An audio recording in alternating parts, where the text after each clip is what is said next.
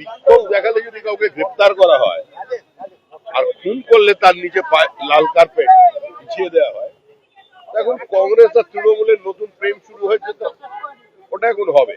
ওদের কখন প্রেম হয় কখন বিচ্ছেদ হয় কারোর জানা নেই। রাকেশ সিং ওখানে বিক্ষোভ দেখিয়েছিলেন। বিক্ষোভ দেখানো কোনো অন্যায় নয়, এবং বিক্ষোভ হয়েছে সারা ভারতবর্ষ জুড়ে। প্রধানমন্ত্রীর মা তুলে পর্যন্ত গালিগালাজ করা হচ্ছে। মদ কি সওদাগর, বর্ষাসুর, চৌকিদার চোর, কি কি ধরনের শব্দ ব্যবহার করা হয়েছিল। তার বিরুদ্ধে দেশ জুড়ে প্রতিবাদ হয়েছে। সেই প্রতিবাদের মধ্যে উনিও একজন প্রতিবাদ করেছিলেন।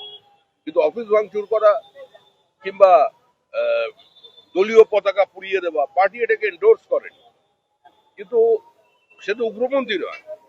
তার বিরুদ্ধে অ্যাটেম্পট টু মার্ডারের মামলা কেন রুজু করা হলো? দাঙ্গা লাগানোর ঘটনা কোথায় ঘটলো ওখানে? আর কেনই বা এত তৎপরতা?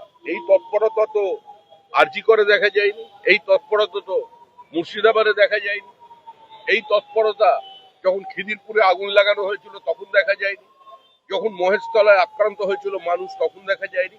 আসলে রাকেশ সিং যে জায়গায় থাকেন সেখানে কিছু মানুষেরও রক্ষাকর্তা, সেজন্য ওকে ওইখান থেকে সরাতে হবে। এই জন্যই পুলিশের অতি তৎপরতা।